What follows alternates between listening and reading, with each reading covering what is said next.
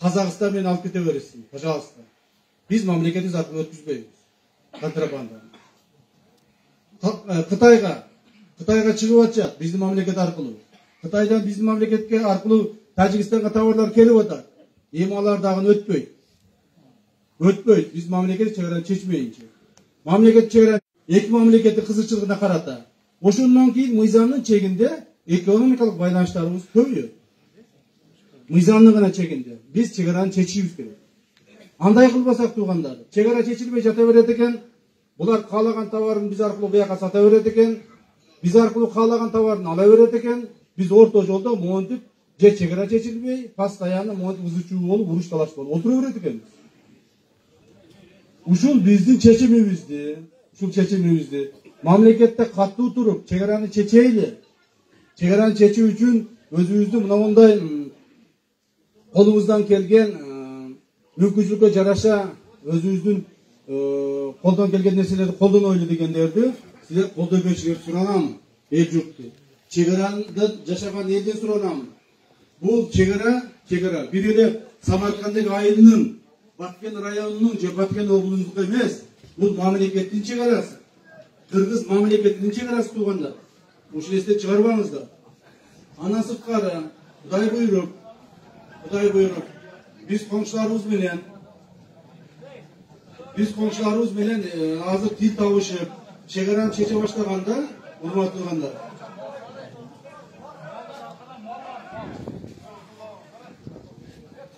Милициядан бирөө жарым сырттан карап туруп, ол балдарды карап болот.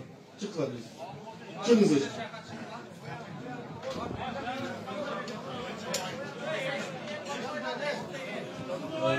Азыр урматтуулгандар.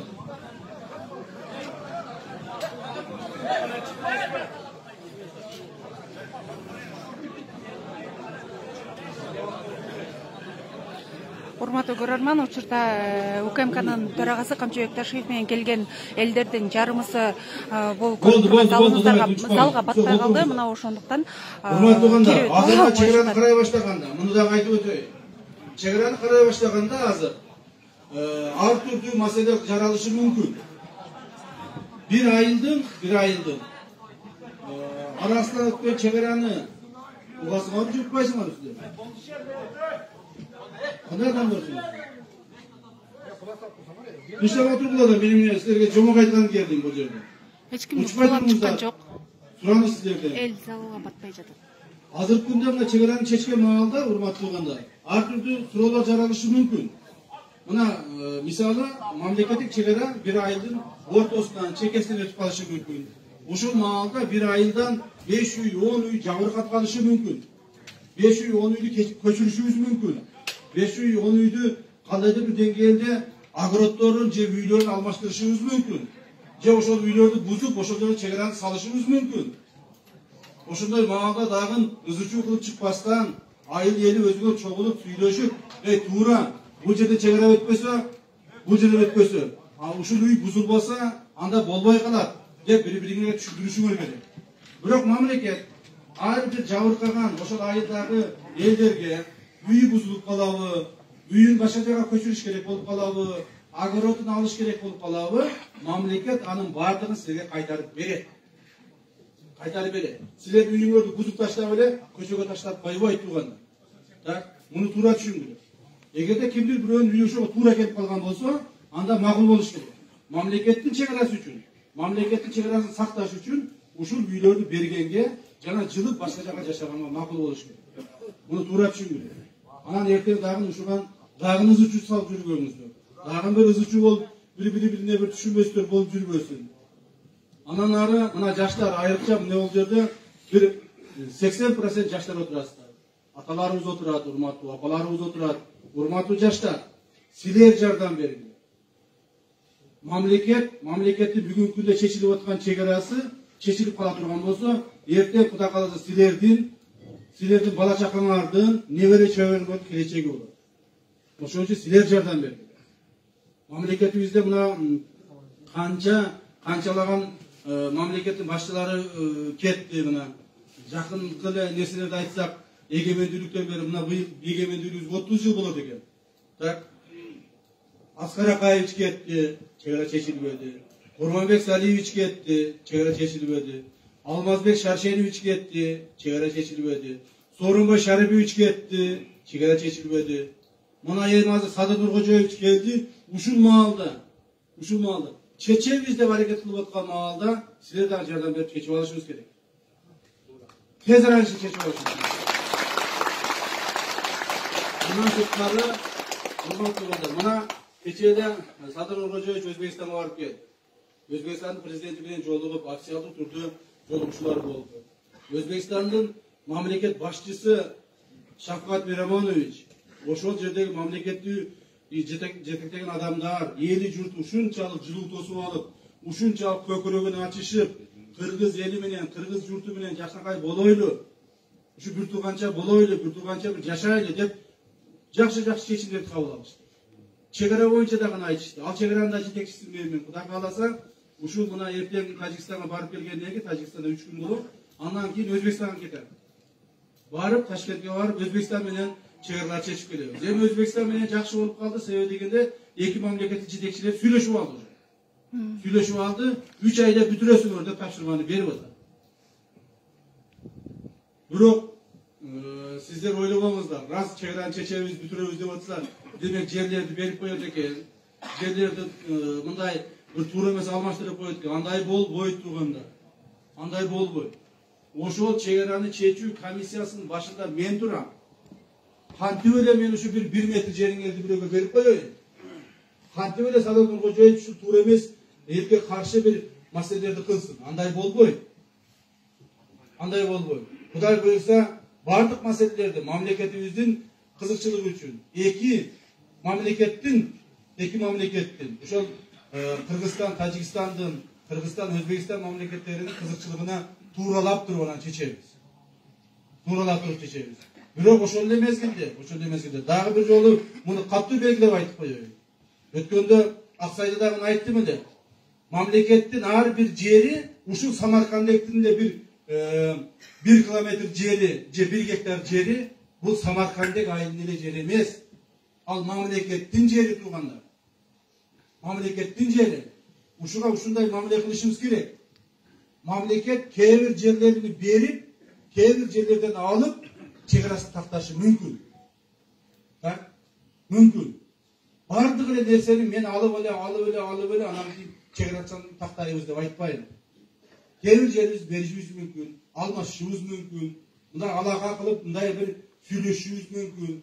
Бирок ошол мезгилде дагы элибиздин биз келечегин, элибиздин кийинки мундардын келечегин, тынччылыгын жана кызыкчылыгын, мамлекет кызыкчылыгын сөзсүз сактайбыз. Силер бизге ишене бергиле. Анан жанагы не деп коет, мындай бир провокаторлор, орусча провокаторлор деп коет, кыргызча не деп коет,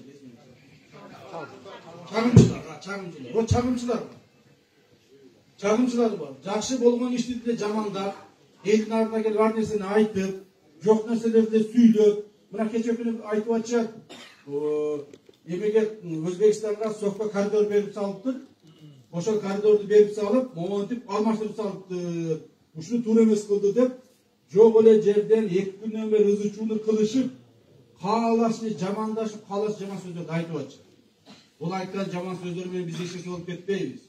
Садыр Нуркожоевич ал сөздөр менен жыгылып кетпейт. Бирок ошол президенттин кылган эмгегин баалаш керек турганда. Эч кандай эч кимге коридор берилген жок. Берилиши мүмкүн да эмес. Ошону өздөрү ойлоп чыгып, ошол Садыр Нуркожоевичтин сүйлөгөн сөздөрүндө бир дагы сөзүндө коридор деген сөз жок турганда. Так, ал жерде сок боюнча мынтип айтылып атат. Сокко кирип чыккан мурдагы эле өткөрүү пункттары болгон. Ошол өткөрүү пункттарында эми жөнөкөйлөштүрүп, оңоюраак өтүп, оңоюраак кирип чыкканга мүмкүнчүлүк түзүп берели деп атат. Себеби ал жердагы элдер жашап атат. Так, андан сырткары ошол маселенин тегерегинде 24-нде барып биз сүйлөшөбүз. Сокту тегеретип, толук бойдон границасын чечип бүтүп алайлы. Ал жер көбөйүп кетпесин. Жер расширяться этип чоңоюп кетпесин. Так, деген маселелерди биз коюп, так ошону чечкиле алдык. Emne boldu өткөрмө пункттарын ачып туруп, элдерди тез өткүзүп, кыйнабай, бири-бирибизге алака кылсак, эмнеси жаман ошол? Чагымчылар болсо айтып атат, ошол жерде эмен ачыптыр дагы, ошо сокко киргичекти, жолду берип коюптур, коридорду берип коюптур, өзү анклавда калды деп элдин бүйүрүн кызытып, жанагы жалган маалыматтарды таратып атат. Андай жалган маалыматтарды силер укпагыла тургандар. Официалдуу, чындыкка дал келген жана ошол маалыматты бир гана биз тарата алабыз. Эгерде мен оозумдан ошондой сөз чыкса, комиссия төрагасы катары, так? Же болбосо ошо бизден официалдуу органдан ошондой сөз чыкса, анда башка кет. Андай сөз эч жерден эч нерсе чыккан эмес. Так? Бирок ошо комиссиялардын ишин тездетип, 3 айдын ичинде чечимдерди кабыл алып бүткүлө деп тапшырманы берди. Эми ал 3 айда бүтөбү, 6 айда бүтөбү, 2 айда бүтөбү, аны убакыт көрсөтөт. Бирок биз ушунун үстүнөн иштейбиз. Күнү-түн иштейбиз. Эми кайрадан биздин ушу Самаркандга кайра кайтып келсек, урматтуу туугандар. Кечеги болгон окуя боюнча. Мына УКМКнын башчысы болуп турат, полковник Разаев. Так, биздин ана сырткары УДУнун башчысы болуп турат, полковник Боронов. Биздин чегара кызматынын башчысы болуп турат, полковник Төлөнбаев. Мен бул адамдарды эмне үчүн отурмуз? Эмне үчүн мен тааныштырып айтып аттым? Эми бул жерде мына эме болуп турат, облустук администрациянын биринчи орун басары болуп турат, өзүңүздүн уулуңуздар. Бул жерде айыл өкмөтүнүн башчысы болуп турат. Сиз аты-менеңиз Ген прокурор. Облустубуздун прокурору мына болуп турат.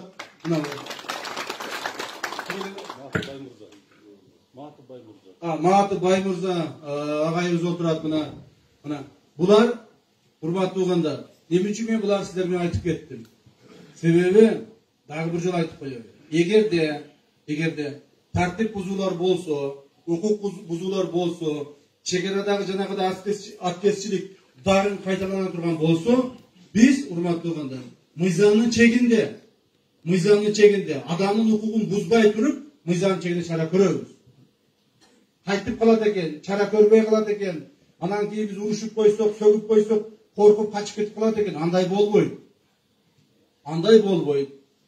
Өзүм мен ошон үчүн бул жакта өтө мындай Баткенди мен өзүм мындай жакшы көрөмүн. Ошон үчүн Баткенди өтө каттуу көзөмөлгө өзүм карап атам.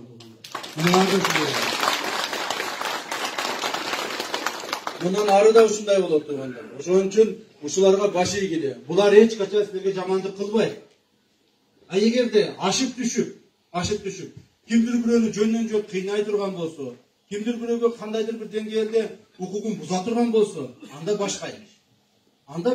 Мына биздин прокурорубуз отурат, бул жерде ошо как раз ошо мыйзам бузуулуктарды карай турган. Эгер түздөн түз болбосо, мага эле кайрылып койгула. Интернет деген бар, билесиңерби? Канчебек Ташиевге кайрылам деп сөз коюп койгулагын, сразу мага жетет. Мен күнүнө ушу интернет аркылуу чыккан маалыматтарды күнүнө Разаевга 2ден, 3ден, 5ден жөнөтүп турам. Мына эмне деген деп? Мына бул киши не деп атат? Эмне үчүн мына мындай болуп атат? Эмне үчүн мунун карабай атасыңар? Деп ушу кишиге жөнөтүп турам. Анан мына мен маалыматтарды алып турам. Бул мындай болгон деп турам. То есть жанагыдай укук бузууларга биз эч кандай жол коюп барбайбыз. Андан сырткары, бирок мен муну айтып коюшум керек эми. Бул дагы мамлекеттик деңгээлде жасалып аткан жумуш болгондон кийин сиздер билишиңиздер керек. Мамлекетибизде урматтуу туугандар, мындан ары Садыр Нуркожоевич бизге ушундай тапшырманы койду. Мындан ары мамлекетибизде коррупция деген баленин баарын жок кылабыз. Коррупция болбойт.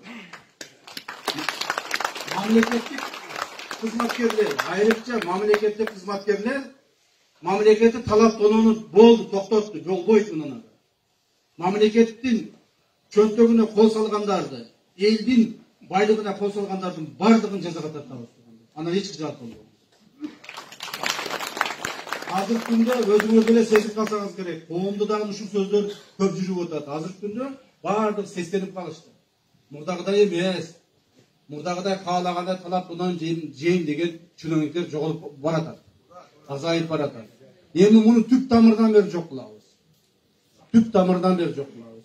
Андан сырткары кылмыштуулук боюнча, мамлекетибиздеги бандиттер боюнча айтып коеюн. Мындан ары мамлекетибизде мен бандитмин, ОПГмын, смотрящиймин, правящиймин, левыйщиймин дегендер болбойт. Вор законмун дегендер болбойт. Барыны биз тегиздейбиз аларды. Эмне үчүн мен айтып атам? Эмне үчүн мен муну ачык айкын айтып атам туугандар? Себеби мына жаштар турасыңар бу жерде. Жаштарга багыттап айтып атам. Урматтуу туугандар, мурда кандай болуп калды эле? Мурда айылдан топтолуп алышып, бул айылды мен карайм, тигил районду мен карайм, бул облусту мен карайм деген баягы бандиттер чыккан. Билесиңерби? Керек болсо ошолор контрабанданы контролдеп турушкан, коррупцияны ошолор контролдеп турушкан, мамлекеттик кызматкерлерди буяка кой деп контролдеп калышкан алар. Эми андай болбойт. Силер бандит болууга биздин жаштарыбыз, алардын жаштарыбыздын балдары, кийинки муундар, мектепте окуган балдар бандит болууга ашыкпаш керек, жана ал жака умтулбаш керек. Так, себеби бул кылмыштуулуктун, бандиттиктин аркасы жакшы менен бүтпөйт. Биз азыр коркпой муну ачык айтабыз. Эгерде айылыңарда кимдир бирөө 5-6 баланы топтоп алып, топ кылып алып, анча мындай бир контролдойм дей турган болсо, мага билдирип койгулагын. Жандары сур болот. Жандары сур болот.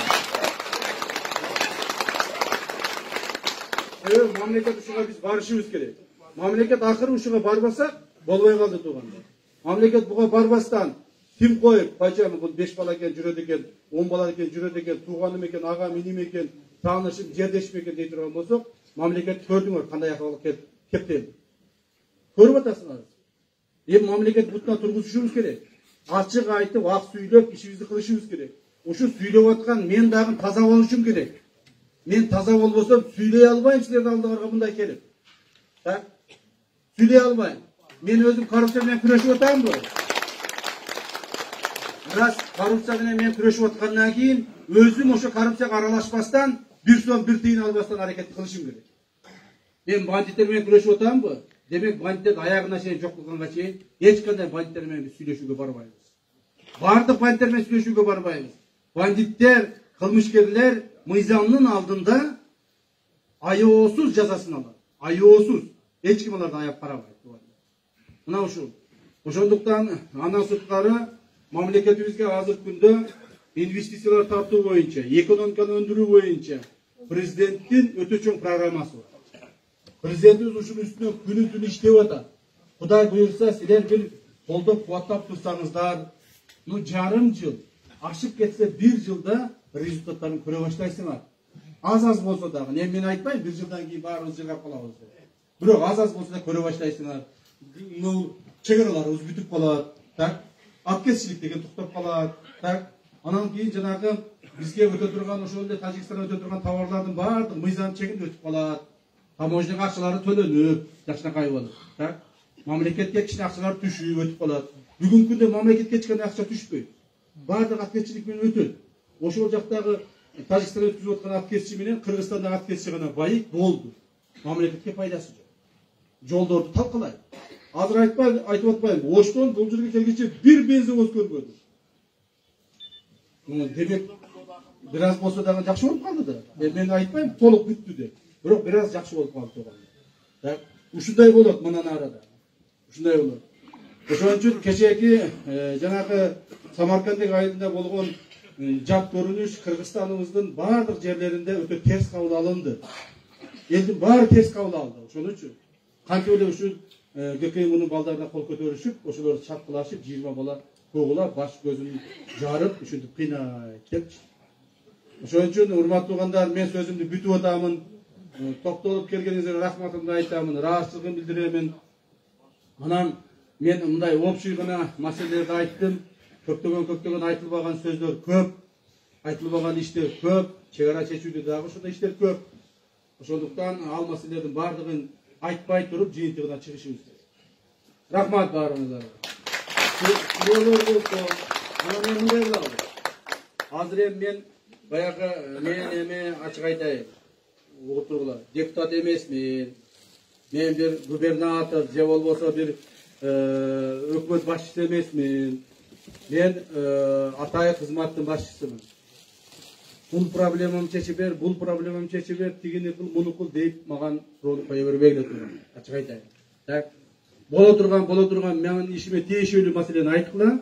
Мен кыска жооп берейин. Анан кийин эртерээк тияка жолго чыгам. Уруксат берсеңиз.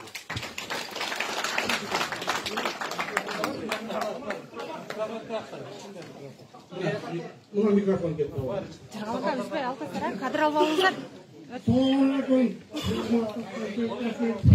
Bizim Samarkand'daki yerimizde hoş geldiniz. Umurumuz uzun olsun, densalığımız çın olsun. Biz sizi daim kollayabiliriz, kollayıyoruz. Rahmat, şu sağlıklıca alan alıp geldiğiniz için tanrı razı olsun. Bize bunlar meseleler var da, niye bizge mesele bir an insan çeşitlerseniz? Burada çeşilmey, bunu Atın berdaga Erlisolga diye taşlar düşüp geldiler.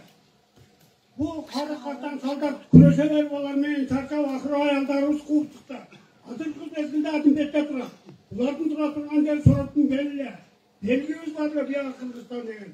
Анда бузуп таштадылар. Эми биягыны өзүңүзгө баалык энди. Чечкенде дагы местный адамдардан жаныңызга алсаңыз энди коюн жатыга деп билген адамдар бар. Булар баары bizdeki deyiverir, adam hiç kaçan şeylerdeki devet, ben bunlara katkında. Endi suranış, usul işlik dedi berseniz, işte oğurluğumuzga Karavas'tan Aksa'ya geldiniz, bu kadar arasılık öldürüyoruz, derim. İşte kılmasanız da alın, bizden kavral turduğumuz, bu kadar rahmat. Sadır Nurgacay'ı koyunuzlarga çin solu uzun ömür versin, tilegen maksatınızdardı versin.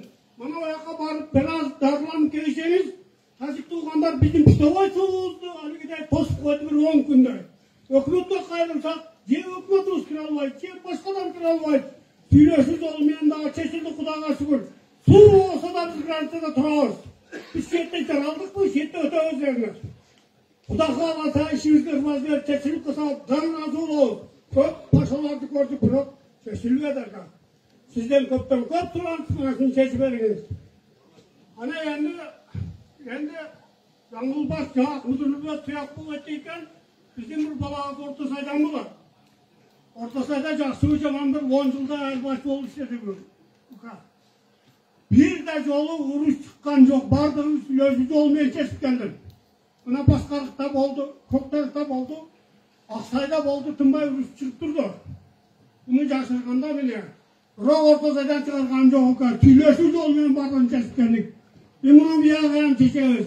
Tek atas tüylesip. Benim bana şu balağızga bir jengilere, demek sağlıklar, biraz adaşıp kettir. Turamış yeldin altından geldi. Rahmat dilerim.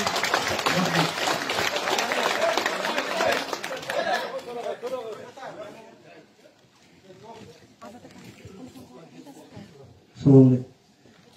Hurmatlı Kamçыбек Кыдыршаевич, hurmatlı ödülünün uyumunlar. Ben Samarkand'daki ayetlik komitinin төрағасы. Sizlerді мына Samarkand'daki айылдың елінде жолугутканга сіздерді күтіп жарап тұрғаныңызға чоң ыраазыбыз. Сіздерге келгениңиздерге чоң рахмат. Биринчи сіздерге алуу, ден соолук. Samarkand'daki алгачкы келгениңизден баштап бүгүнкү күнү биздин айылдык кеңештин депутаттары Камчыбек Кыдыршаев келсе, эртеңки келе турган сессияда Камчыбек Кыдыршаевди Samarkand'daki айылынын ардактуу отул деген сунуш киргизип берсеңиз деп эмне кылды. Сизди Кудай кааласа, эртеңки келгениңизге, кийинки келгениңизге Samarkand'daki айылынын ардактуу отул деген эмеси менен куттуктап беребиз. Анан Камчыбек Кыдыршаев, биздин Samarkand'дин эли сизге маалым эле Коңшу Тажик Республикасы менен дайым карым катнаштырып жүргөнбүз. Той тамаша, өлүм, жетим дегендердин баарын бардык эле болуп жүргөн.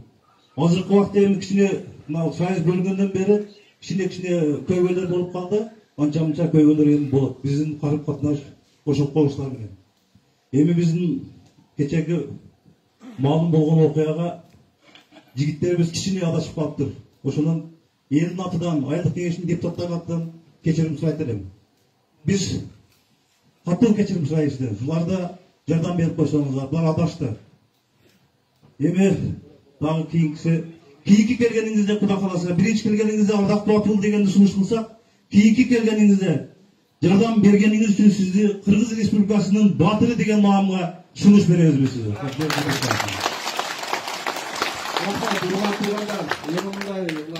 Мен ачык айтканда бул жерде бир атам сүйлөп алайын. Бул жерде мен бир сүйлөп алайын же болбосо бир башка деп максатта келген жокмун. Бирок ошондой мезгилде мына сиздер азыр экинчи адам айдык кеңеш төрагасы мына атабыз суранып атасыздар кечеки туура эмес иш кылган балдар боюнча. Так.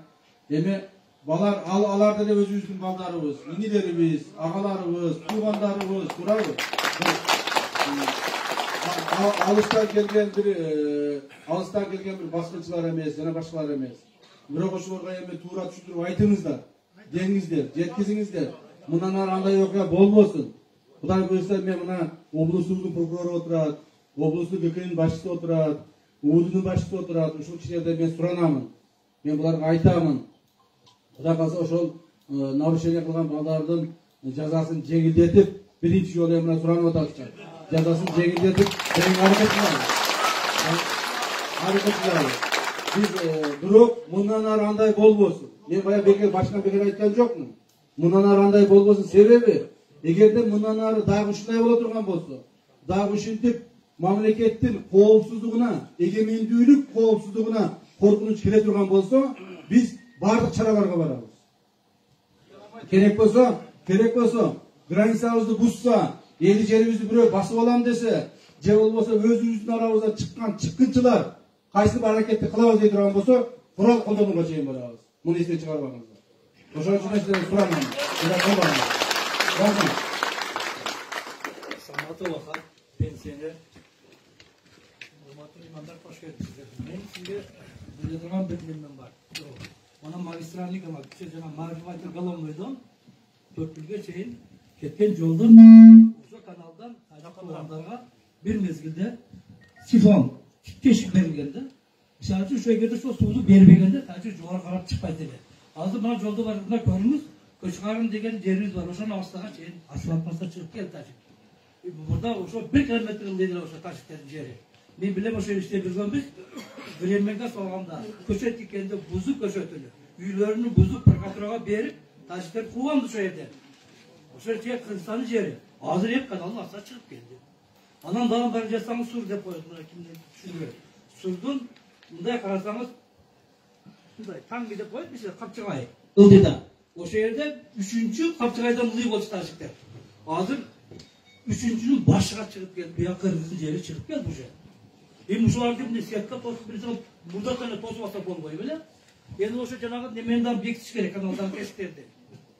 Айтып коермун. Түшүндүм ага, түшүндүм. Мына караса, урматтуу угандар, мына авамын ушул сөз көтөрүлөт да, мына мурда биздин мына коңшуларыбыз бул жерде эле азыр бул жака чыгып кетти, биздин жерлерди ээлеп алды, башка болду деп.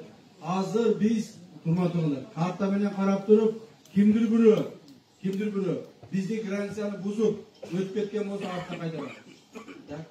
Кимдир бирөө биз өзүбүз билбей алардын границасын басып алган болсок, аны аларга кайтарып беребиз. Ачык элесиң. Ошон үчүн жөнөн жөн калбайт бул нерсе.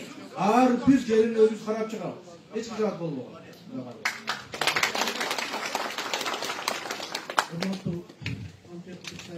Кош келипсиз айрыбызга.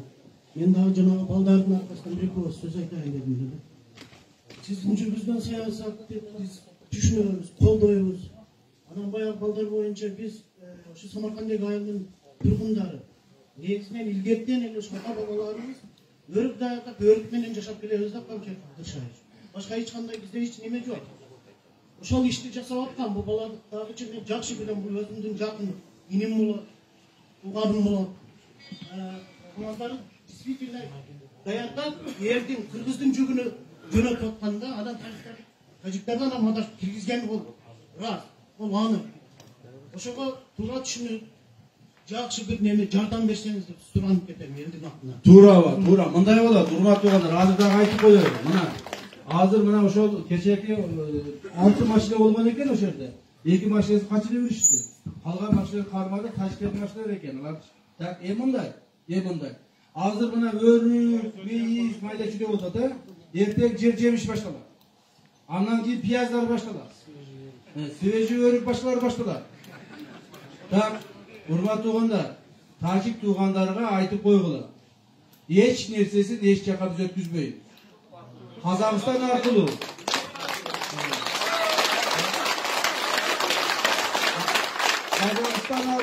Өзбекстан аркылуу ташып ошол жак менен өткүзө бересиз. Биз чегарабыз чечилмейинче өткүзүүгө акыбыз жок. Себеби биздин чегарабыз чечишибиз керек. Так? Чегара чечилет, андан кийин экономикалык кызматташыбыз көбөйөт. Азырынча биз алардыкын жөн өткүзө албайбыз. Жөн жерибизди эксплуатацияга бере албайбыз. Ошону ачык айтып коеюн.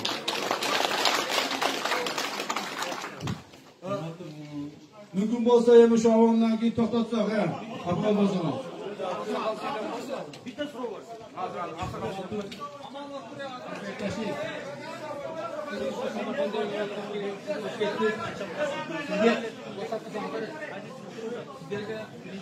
Беколуп калайбыз. Сиздердин ишиңиздерге Алла Таала ыраазы болсун, ийгиликтерди каалайбыз. Бар болуңуздар, аман болуңуздар. Мана сиздер келип, Самаркандык айылга келдиңиздер. Сиздерге биз Самаркандык айылда көйгөйлүү маселелер жок. Бирок мына шу бизде Тажикстан менен биз мына Чаркы менен, Сур менен, Шорок шаары менен чектешип турабыз. Шу жерде кичине бир көйгөйлүү иштер, маселелер бар. Шу чегараны чечип берсеңиз, калган жагы баардыгы чечилген. Бизге самый главный бизге шу чегара. Шу чегараны чечип берсеңиз, шу болот. Калган сиздердин ишиңизге дейсиз. Ардагы аман болуңуздар. Шу биздин чегараны чечип берсеңиздер, Кудай кааласа баардыгы жакшы болот. Рахмат. Мына бара бир катты сизге берип коеюн. Болупту, берип катты. Токтоп тургула, тургандар, Ошону менен тартып түзө бересиз. Аксайдан деп ким айтты? Кол көтөрүңчү. Айткыла, бирөөң айтты. Не болду? Берчи Аксайдан. Бериң Аксайдан коёлу.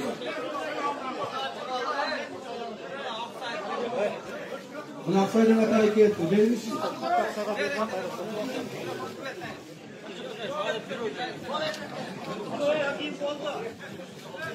Кыска айтыңыз, тезирээк. Урматтуу Кадыршаев, бана сөзүнүн башында айтып өткөндөй эртең бир чоң ишке атат экенсиз. Биздин сизде үмүтүбүз чоң, жакшы маселелер чечет, чегаралар чечет деген үмүттөбүз. Мен азыр элдин атынан бир суроо менен келдим. Кече күнү да бир Аксайда азыр деле абал өтө напряженный турат да. Кече күнкү окуя боюнча айтып коюңуз деп менен сурагандан ошон үчүн келдик эле. Мына сиздердин паритеттик комиссия жолугат деп биз чегарада иштерди эки тарап менен сүйлөшүп токтотуп турат элек да. Баягы стратегический мамлекеттеги объектилерди токтотуп. Кече күнү өзүбүздүн жерде, өзүбүздүн айылдашыбыз, өзүнүн территориясында, биздин территорияда көчөт тиксе, тажик жарандары чегараны басып кирип, көчөттөрдү жулуп ургутуп берди да. Мына биз чегарачы милициялар менен өтө жакшы, тыгыз иштеп, түшүндүрүү иштерин жүргүзүп атат элек. Бирок мына сиздин балдарыңыз, УКМКнын балдары, кээ бирлери, жетекчилери азыр барып түздө эле мына өз биздин укукту бузуп, чыгып бирдеме кыла турган болсоңор, камайбыз деген коркутууларды айтып атат да, кече күнгү болгон окуя. Ошону эл барып айтасың, анан ошо келип биздин баардыгыбыз элерибизди эл айтып атат, бир 2-3 баланы сен провокаторсуң деп атат да. Ошону толук чечип, аныгыны Камчыбек Кыдыршаевичке айтып келгин деп бизден суранды да. Түшүндүм, рахмат. Мындай эми баягы адиги майда чүйдө бирөө жанагы көчөт десе, жанагы арык атса, ушундай майда чүйдө десе көп эми, ачык айтайын. Ар бир көчөт үчүн, ар бир арык үчүн мен барып узучу кыла берсем болбойт. Андай маселе көп. Ошон үчүн границаны такташыбыз керек. Мына Аксай боюнча Варуктун чегарасын биз толук тактап, чызып, ушул жерде 1 метр бияк өтпөйсүн деп тактап өтүшүбүз керек. Мына ошондо жаңжал токтойт. Мына ошон үчүн мына кече эле президентибиздин түздөн-түз берген тапшырмасынын негизинде мындай нерсе боло элек болчу. Мен бир нерсени айтып коеюн силерге. Чегара кызматына кечээ күнү эле кошумча бюджетке акча жакшы топтолгондугунун эсебинин негизинде. Себеби биз акыркы эле 4 айда 4 миллиард сом акча коштук. Ошонун негизинде кечээ күнү эле бир чоң сумма акчаны биз погранслужбага бөлдүрүп алдык мамлекет. Кантип? Азыр 2012-жылдан бери 2 погузу бүтпөй, туурабы? Кайерде айтпайм? Лелекте Аксарайдан кайрыга чыгарат. Мына 2012-жылдан бери 2 погранзастава бүтпөй, 8 жыл, почти 10 жыл болуп калды, мына, 10 жыл, 9 жыл болду. Бүтпөй изучу болуп атабыз. Так? Экөө бүтпөй. Быйыл болсо 5-өнү салабыз. Мына. Быйыл 5-өнү салабыз. 5-өнү салып, ошолордун ичине толук личный состав, жанагы адамдарды кабыл алып, 5 погузу погранзастава полностью иштей баштайт. 3-өө Баткен облусунда, Баткен районунда, 2-өө тиякта. Так? Андан сырткары жылда 14-15 километр жерден баягы эмелерди демаркация иштерин жүргүзүп, баягы зымдарды, тосмолорду тартсак, 14-15 километр жерден. Быйыл Кудай кааласа 150 километр жерге тартабыз деген. Мына 10 эсептеп. Бул деген Кудай кааласа, бул деген Кудай буйрса. Кечээки былтыркы ушуга чейин кылып аткан иштерден 10 эсе көп иш кылынат деген. Даже мына чегаранын башчысы мага кечээ күнү келип айтты, биздин күчүбүз 50 километрге чейин жетет, калганын кандай кылабыз? Калганын айтып башкалар давай нанимать этти. Тапкыла балдарды, чогулткула бригадаларды. Кылгыла, акча барбы кылгыла деп туруп заставить этип атабыз. Ушун мамлекеттин көңүл бурганы ушунда турганда, туурабы? Эгерде ушинтип туруп 2 жыл, 3 жыл, 5 жыл иштей турган болсок, Кудай кааласа баардык иштер акыры бүтүп калат. Мына 30 жылдан бери бүтпөй келаткан иштерди бир күн, бир айда бүтүрө коюш кыйын. Ошондуктан мына аксайлыктар, айрыкча аксайлыктар, урматтуу аксайлык туйгандар, чын айтат, провокация кылбай, буруш тараш кылбай, бир мындай бир ызычуу болбой, бирок ошол эле мезгилде 1 метр артка жылбастан жерибизди карап турасыңар. Башка эле жок. Башка эле жок. Рахмат. Айтчы сен эмне деп атасың? Депчи мына айтчы мына баятам мен ана аял киши айтат.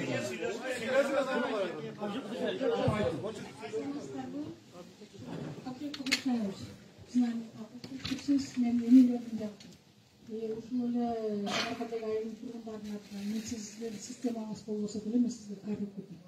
Жогорку кеңешке деле канча жолу биз айтканбыз. Ушу биздин жашообуз жаралган устамдын ушу өрүк менен жашап келатабыз. Анан кийин жеке ишкерлер деген, мен пенсионер аялмын, жеке ишкермин. Жеке ишкер дегенде эле биздин органдын адамдары бизге көз караштары мындай туура эмес болуп атат да. Эми контрабандист дегенде эле уже мунун аркасы кандай экенин бир түшүнсө бир түшүнбөйт. Биз эми өрүк менен иштегенден кийин биз Самарканддын жаратылышын өзүңүз жакшы билесиз. Өтө кыйын жашоодо жашайбыз. Керек болсо биздин үлүш жерлерибиз 1,5 эсе өтөт ар бир жактан. Жашоо өтө кыйын. Малдарыбызга деле, балдарыбызга кандай продукт сатып берсек, койду деле ошону сатып беребиз. Ошон үчүн мен сизден суранып кетем. Ушу жогорку кеңешке жеткизиңиз. Через таможня биз өткөзөйүк десек, өрүктөрдү сеткага кирип калган. Мунун артынан мен аябай көп чургаганмын. $2.70. 1 килограмм өрүктүн растаможкасы. Канча жолу Кармату-Розовага кайрылган. Менчи ушуну кара бериңиз.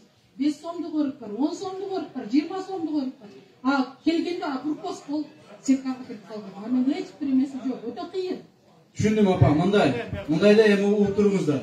Мен апам мынтип айта албай атат, эчекеңиз мынтип айта албай атат да, биз эми Тажикстан өрүккө өткүзүп туруп, анан кийин сатабыз деп айта албайм.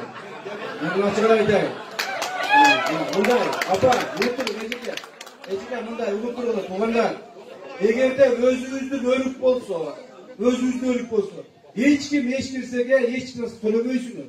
Өзүңүздүн өрүк сата бергиле, канча аласыңар? Бизге инвесторун тартып берсеңиздер, ошол эле мен Тажикстанга кирсем деген. Туура айтасыз, туура.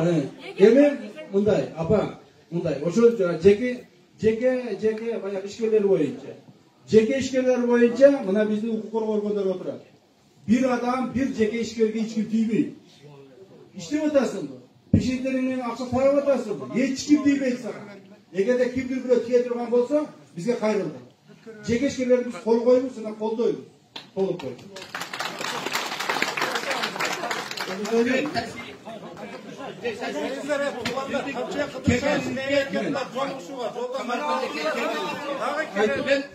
Ben ayta turgan sözüm 5 prezident oldu. 50 metreden sınıf toskondu 500 metre tosuladı. Ana endi Köktaş degen var. Köktaş tutuladı.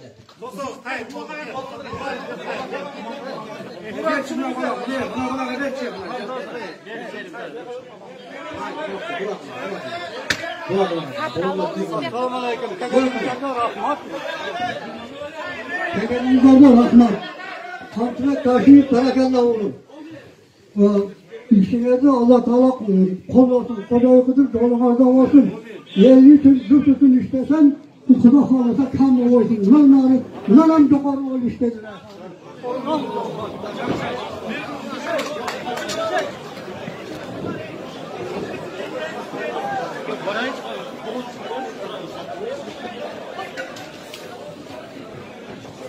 Жолду таспаңыз.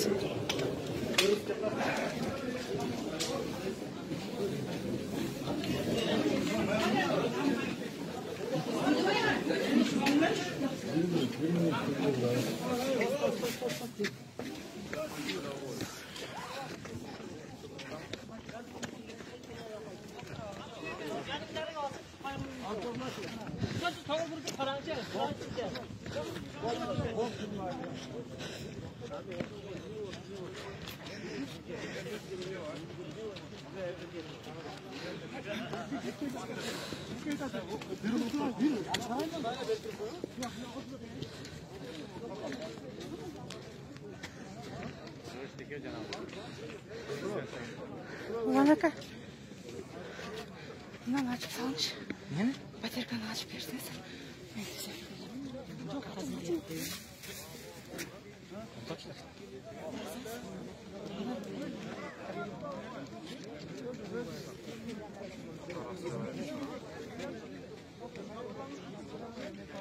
Versen mi solan?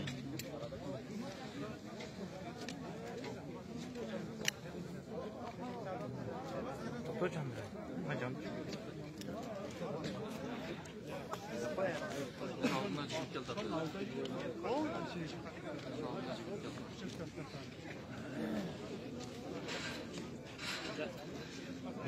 Ayağa dolaş. Şuraya kapatayım. Эки жакка тура бересиз, өткөнгө эле болчу.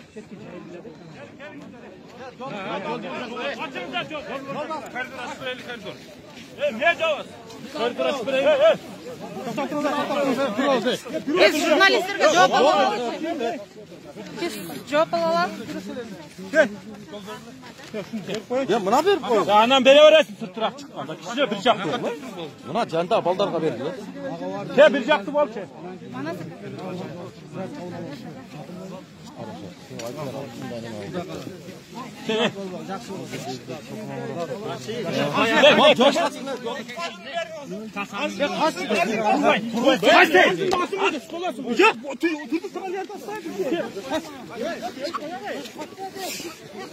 Jurnalistler sıra berip alалы. Өткөндө келгенбиз, сизге жол калды. Камшыбек Кыдыршаев жооп берип коесузбу журналисттер суроосуна? Bas jurnalistlerge bir жооп ver. Ke, mına. Tur bulan, çaşma. Bop turap. Dağın ötkönde öde ol, esige çiğip almasın sözün. Aytın. Aytın, bolun testler. Bir вопрос, азыр мынау эме боюнча, сотрудниктер боюнча кандай тарап колдонулат, ал жеңилдетип берилет. Ал ошол эле учурда мамлекеттик кызматкерлер менен баягы элдердин мамилеси кандай? Men ойлойм, мамлекеттик кызматкерлер бул бир эле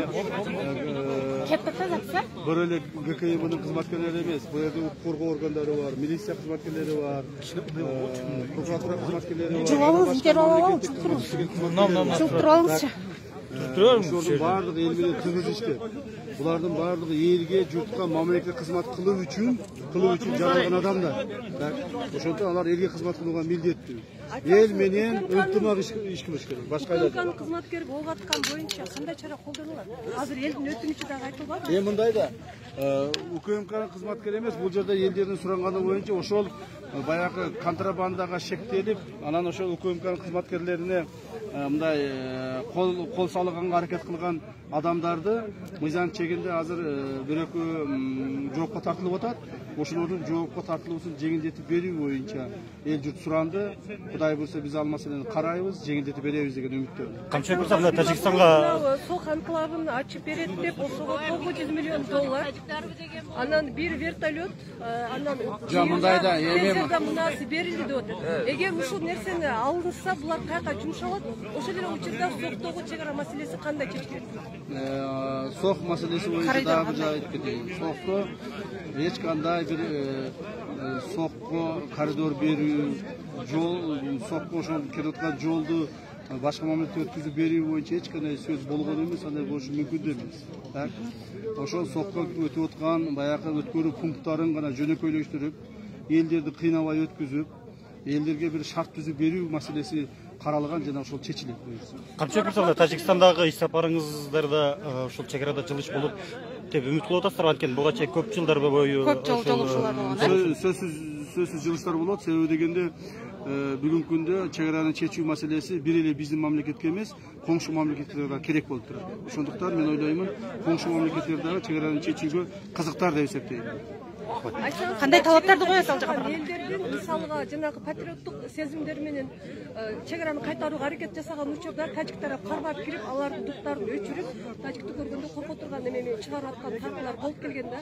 Ушул боюнча кандай иш алып барышат? Бир жагынан бул эки мамлекеттин мыйзамдарына ылайык болот. Кимдир бирөө чек араны мыйзамсыз кесип өтсө, чек арадан мыйзамсыз өтүп кеткен болсо, ал ошол мамлекеттин мыйзамына жараша жоопко тартылат. Мына биздин жакында эле билесиздер, бир 6-9 жараныбыз Тажикстанга өтүп кетип, билбей өтүп кеткендери бар, атайып өтүп кеткендери бар. Чек араны мыйзамсыз кесип өткөндүгү үчүн ошол мамлекеттин мыйзамдарына жоопко тартылды. Бирок ошол эле мезгилде бизде мына 15 жаран бир кармалды. 13 Тажикстан жараны бир калмалды. Азыр ошто 9 Тажикстан жараны дагы олтурат. То есть ошондуктан мен элдерге дагы бир жолу кайрылып кетемин. Чек араны мыйзамсыз кесип өтпөгүлө. Чек араны мыйзамсыз кесип өткөнгө чара колдонулат. Чек араны толугу менен чечүүгө канча убакыт талап кылынат азыр? Аны Кудайдын айтканда болжолдуу түрдө болсо да айта албайм. Тажикстанда болгон жолугушуудан негизги маселелер токтолсоңуз. Чек ара маселеси болот. Негизи Тажикстанда болгон маселеге чек ара маселелери болот. Чек ара маселелерин көп жолу биз жолукканыбыз менен Тажикстан мамлекети менен мындай алдыга жылыштар бир азыраак болуп атат. Мен ойлойм, бул жолкусунда кайсыдыр бир деңгээлде бир жыйынтыктар болот. Себеби дегенде ошо коңшу мамлекеттин өзү ушул эмени чечкенге кызыкта. Маселени чечкенге кызыктар болуп атат да. Кудай буйрса чечилет деп. Чек ара аймактарынын сөз тармактар боюнча мисалга жумушсуздук көп да. Элди сактап калуу үчүн инфраструктураны көтөрүү боюнча кандай кадамдар? Эми бул чын айтканда менин түздөн-түз компетенцияма кирбейт. Бул мен ойлойм өкмөттүн программаларында бар деген ойлойм. Хорошо, рахмат, саламат.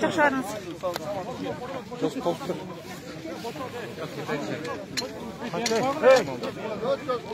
Сонда мен